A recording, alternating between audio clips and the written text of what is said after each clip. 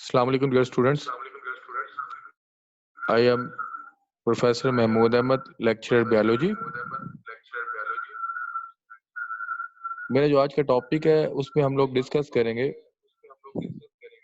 Solve past paper MCQs according to UHS।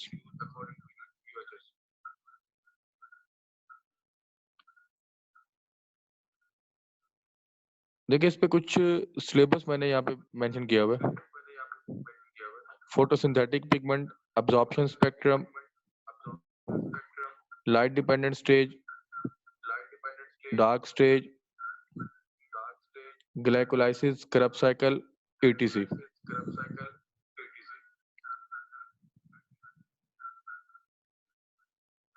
सबसे पहले हम डिस्कस करेंगे पास्ट पेपर MCQs की बात करेंगे।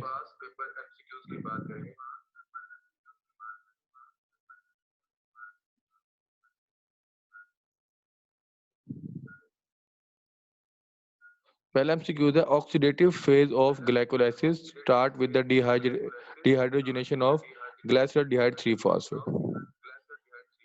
ये तो आपने पढ़ा होगा कि ग्लाइकोलाइसिस के अंदर दो फेजेस होते हैं, ऑक्सीडेटिव फेज, प्रिपरेटरी फेज। और आपको ये भी पता है कि ग्लाइकोलाइसिस जो है साइटोप्लाज्म के अंदर होता है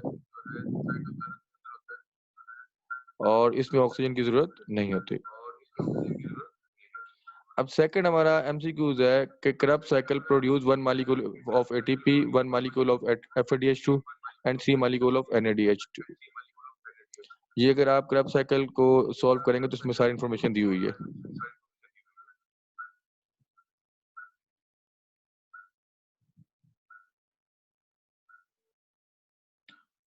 In 1 ton, Krebs cycle produce 1 molecule of ATP, 1 molecule of FADH2 and 3 molecule of NADH।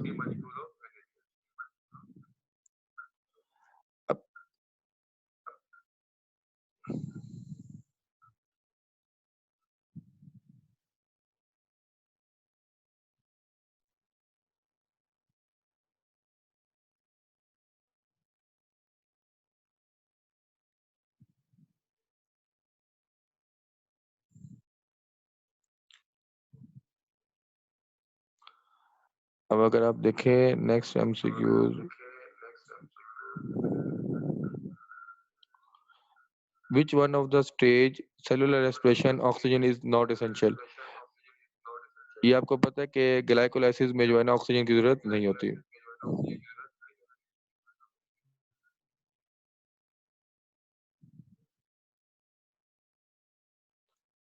Pyruvate and product है ग्लाइकोलाइसिस का, और आपको पता है ग्लाइकोलाइसिस का प्रोसेस साइटोप्लाज्म के अंदर होता है। ग्लूकोज का मॉलिक्यूल टूटता है, पायरुवेट और पायरुविक एसिड बनता है, और pyruvic acid direct Krebs cycle में दाखिल नहीं होता तो डीकार्बोक्सिलेशन होती है, तो पायरुविक एसिड एसिटिक एसिड में चेंज होता है।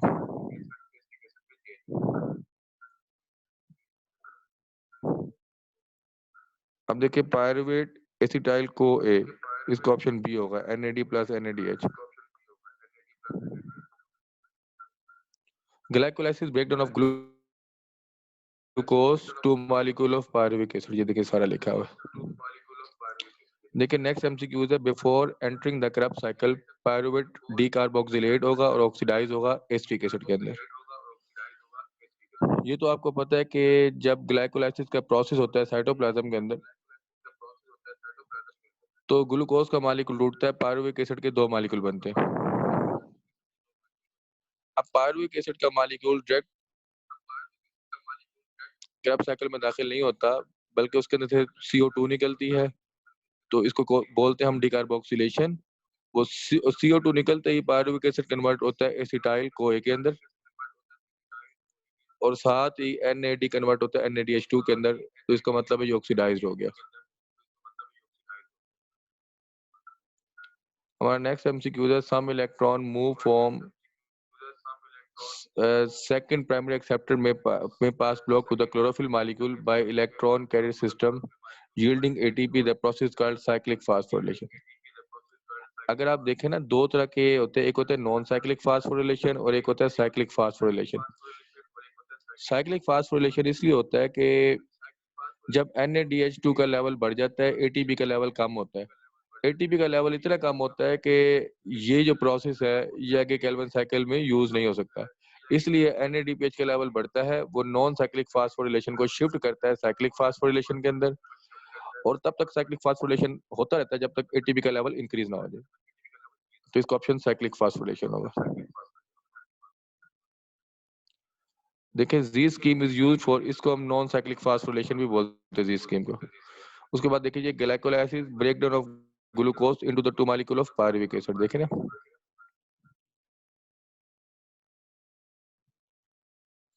Before entering the Krebs cycle, ये भी हमने डिस्कस की कि पायरुविक एसिड डिकार्बोक्सिलाइज भी होगा, ऑक्सीडाइज भी होगा एसिटिक एसिड के अंदर। नेक्स्ट एमसीक्यूज है, some electron from second primary acceptor में pass back to the chlorophyll molecule by electron carrier system yielding ATP. आपको पता है ये साइक्लिक फास्फोरिलेशन हमने अभी डिस्कस किया इसको।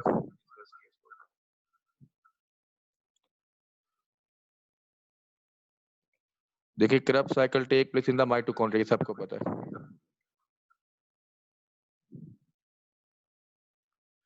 Which of the following molecule reduced by accepting the hydrogen in the Calvin cycle 1,3 biphosphoglycerate? देखिए आपको ये लफ्ज बताओ कि बाईफास्फोग्लिसरेट के अंदर क्या फर्क है और बिसफास्फोग्लिसरेट के अंदर क्या फर्क है। मैं आपको बताऊं कि 1,3 बाईफास्फोग्लिसरेट कब बनता है, जब केल्विन साइकिल के अंदर 3 CO2 के मॉलिक्यूल दाखिल होते हैं और 3 मॉलिक्यूल होते हैं 5 कार्बन वाले, तो वो बनता है 3 मॉलिक्यूल होते हैं 5 कार्बन वाले राइबोलोज बिसफॉस्फेट, यानी कि 3 मॉलिक्यूल CO2 के दाखिल हुए केल्विन साइकिल में और 3 मॉलिक्यूल राइबोलोज बिसफॉस्फेट के आपस में रिएक्ट करेंगे, तो 1,3 बिसफॉस्फोग्लिसरेट के 6 मॉलिक्यूल बनेंगे। तो इसको बिसफॉस्फोग्लिसरेट इसलिए कहते हैं कि पोजीशन 1 पे और पोजीशन एंड पे फॉस्फेट लगा होता है, इसलिए इसको बिसफॉस्फोग्लिसरेट कहेंगे। लेकिन अगर फॉस्फेट एक ही कार्बन के ऊपर दोनों लगे हो तो इसको फिर बाईफॉस्फोग्लिसरेट कहेंगे। तो ये इसका ऑप्शन डी होगा।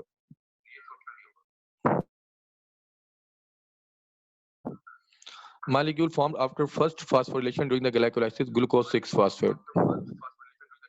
देखिए ना ग्लाइकोलाइसिस में क्या होता है कि ग्लूकोज के मॉलिक्यूल के अंदर एटीपी का मॉलिक्यूल यूज होता है और एटीपी का मॉलिक्यूल यूज होने के बाद ग्लूकोज कन्वर्ट हो जाता है ग्लूकोज 6 फास्फेट, ये आपको याद होगा। उसके बाद देखें Krebs cycle take place in the matrix, mitochondria के मैट्रिक्स के अंदर होता है। Krebs साइकिल माइटोकॉन्ड्रिया में ही होता है।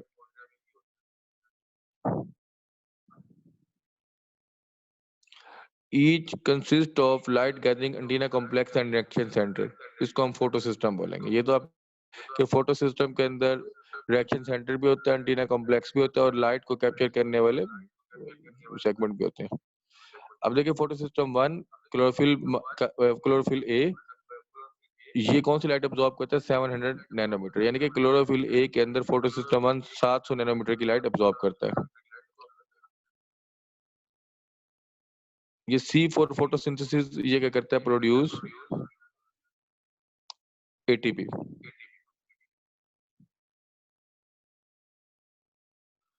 Immediate product formed after the CO2 fixation in the Calvin cycle is unstable 6 carbon compound। CO2 fixation का तो मतलब पता है ना कि जब 3 CO2 के मॉलिक्यूल माहौल से केल्विन साइकिल में दाखिल होते हैं तो वो 3 मॉलिक्यूल राइबोलोज बिसफॉस्फेट के साथ रिएक्ट करते हैं, तो जो मॉलिक्यूल बनता है वो 1,3 बिसफॉस्फोग्लिसरेट बनता है। तो CO2 जब ऑर्गेनिक मॉलिक्यूल का हिस्सा बनती है तो उसको हम CO2 फिक्सेशन बोलते हैं।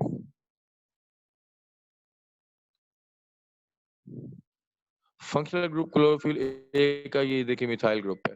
क्लोरोफिल ए का मिथाइल ग्रुप होता है और बी का कार्बोनाइल ग्रुप होता है। अब बायोकेमिकल प्रोसेस जो कि सेल के अंदर होता है, break down the complex compound to produce the energy, इसको ऑक्सीडेशन रिडक्शन कहते हैं। Which part of chlorophyll molecule of the light porphyrin ring, product of cyclic phosphorylation is ATP. देखिए ना दो तरह के प्रोसेस होते हैं, एक होता है नॉन साइक्लिक फास्फोरिलेशन और एक होता है साइक्लिक फास्फोरिलेशन। अगर आप साइक्लिक फास्फोरिलेशन में देखें वहां पे एटीपी का लेवल कम होता है और NADH2 का लेवल ज्यादा होता है। तो होता यूं है कि NADH2 का लेवल जब ज्यादा होता है तो वो नॉन साइक्लिक को शिफ्ट कर देता है साइक्लिक के अंदर, और जो साइक्लिक फास्फोरिलेशन है फिर वो एटीपी को बनाना शुरू कर देता है। जैसे एटीपी का लेवल पूरा होता है तो ये दोबारा नॉन साइक्लिक में शिफ्ट होता है। और एक चीज़ आपको याद रखनी चाहिए कि साइक्लिक फास्फोरिलेशन में सिर्फ एटीपी बनती है, ना ऑक्सीजन बनती है, ना NADH2 बनता है। Total NADH formed from the one glucose molecule during the Krebs cycle is 6.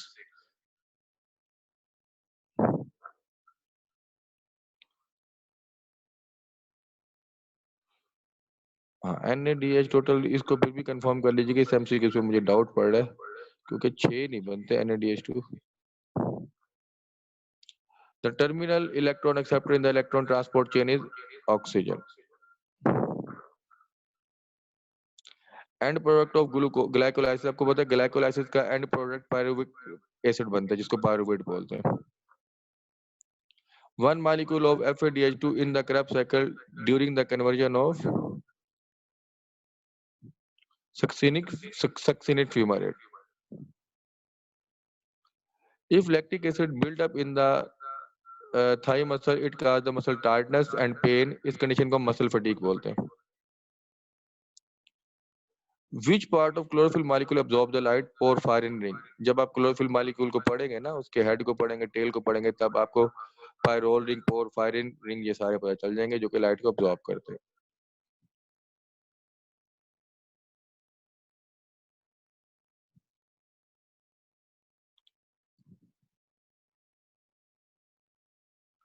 अच्छा बेटा, ये एक रिकमेंडेड बुक है, student help MD CAT preparation biology. ये अगर आप लेना चाहे तो आप ले सकते हैं।